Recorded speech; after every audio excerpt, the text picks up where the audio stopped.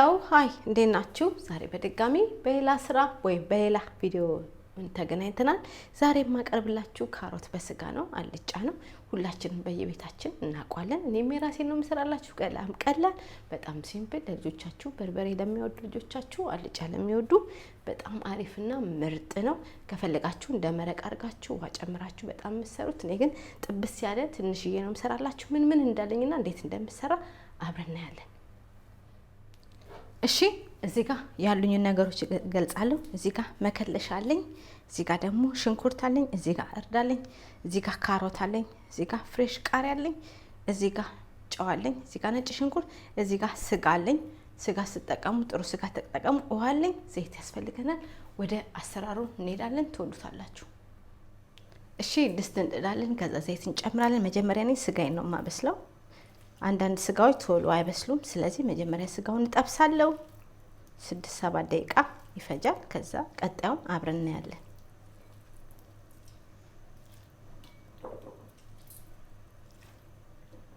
ከዛ ይሄንን እንጠብሳለን ማለት ነው። ስጋችንን እንጠብሳለን። እሳታችንን ማከለኛ አድርገን እንጠብሳለን። ቀጣዩን አብረን እናያለን።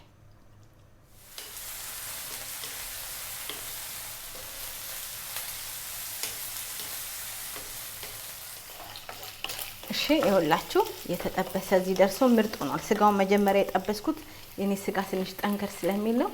ሽንኩርታችንን ነጭ ሽንኩርታችንን እርዳችንን ከስጋው ጋር በደንብ አድርገን እንጠብሳለን አብረን። እሱም ለ7 ደቂቃ እንጠብሳለን። እሳታችንን ማከለኛ አድርገን ከዛ ቀጣዩን አብረን እናያለን።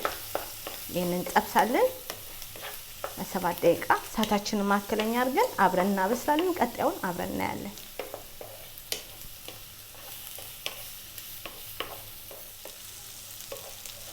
እሺ ይሄው እየተጠበሰ እዚህ ደርሰናል። አሁን ምን እንጨምራለን? ካሮታችንን፣ ጨው እንጨምራለን፣ ካሮት እንጨምራለን። ከዛ ካሮታችንን እንጠብሳለን። እሱንም ለ5-6 ደቂቃ በደንብ አድርገን እንጠብሳለን ከስጋው ጋር። ካሮቱ መጠበስ አለበት። ምርጥና አሪፍ አልጫ ስጋ በካሮት ይሄን ይመስላል። ከ7-6 ደቂቃ በኋላ ቀጣዩን አብረን እናያለን ማለት ነው። እንጠብሰዋለን። እሳታችንን ማከለኛ አድርገን በደንብ አድርገን እንጠብሳለን።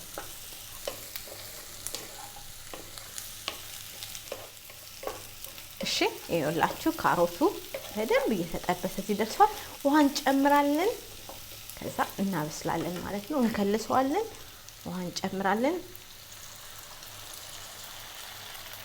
ከዛ እናበስለዋለን። እሳታችንን ማከለኛ አድርገን በደንብ አድርገን እናበስለዋለን። በደንብ ተንተክ ይላል።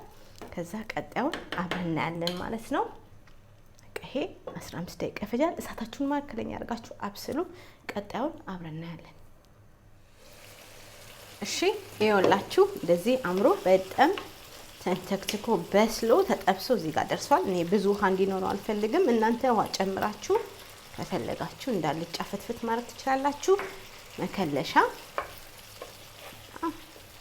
ቃሪያ ጨምራለሁ። ከዛ 2 ደቂቃ እናበስለዋለን። ከዛ በጠረጴዛ ዙሪያ እንገናኛለን ማለት ነው።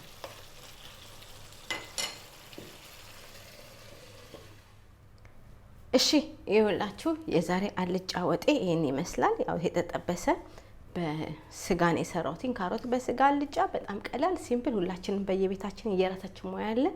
እኔም የራሴን የሰራሁላችሁ። ከፈልጋችሁ ውሃ በዛ አድርጋችሁ መረቅ ኖሮት እንጀራ ፍትፍትም ልታደርጉበት ትችላላችሁ። እኔ ግን ጀስት እንደዚህ ነው የምወደው።